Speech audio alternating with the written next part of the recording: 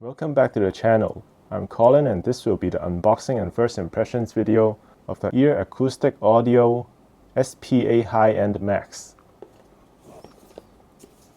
As you can see here, there are a total of 7 variants for the SPA. Now let's unbox this one. It comes with quite a big box for an IEM.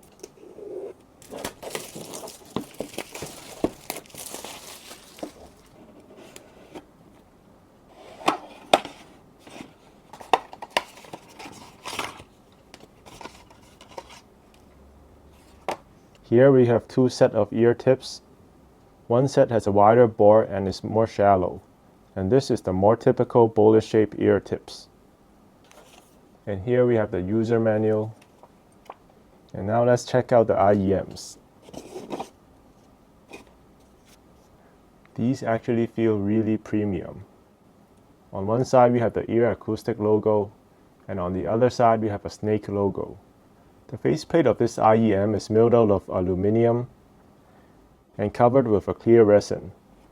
And the shell of this specific model is also milled from aluminium and coated with a mirror finish.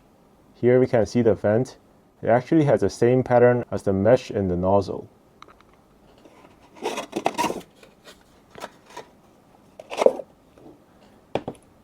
Here we have a round zippered carrying case.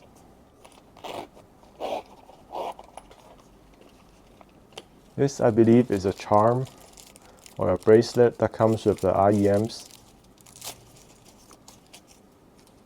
It's a charm with a design that looks similar to the faceplate.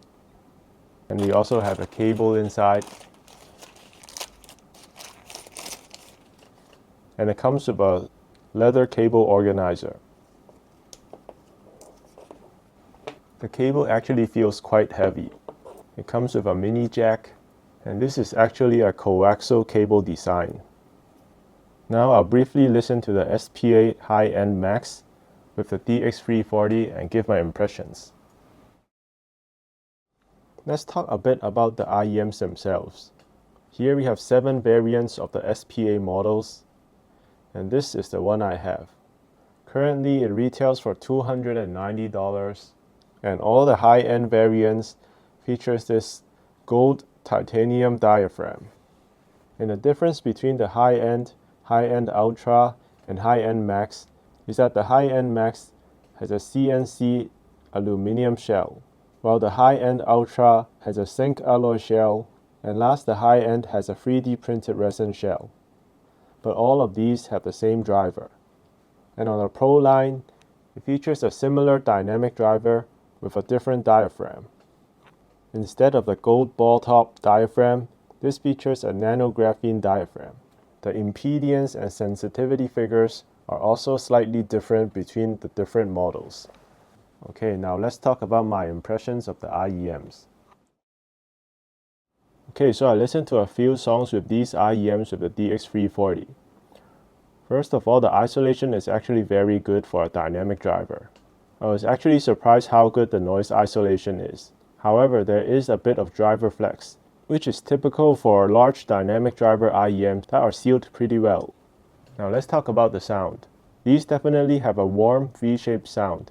These are fun sounding and have quite an elevated bass. The bass is also well defined and has good texture and definition to it. Vocals on the IEMs are definitely a bit recessed, especially female vocals. I think male vocals on this IEM feels more natural. But overall, the drivers do pick up quite a lot of details in the mid-range.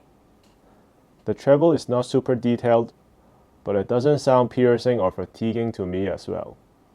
Overall, I think this is quite a technical dynamic driver, especially in the bass and mid-range region. I'll continue to use it for about a week or 2 and come up with a full review. Let me know if you have any questions about the IEMs in the comments below. Oh, and I forgot to mention that these IEMs scale really well to more power. Using a higher gain on the DX340 will elevate the micro details and the dynamic range of the IEMs.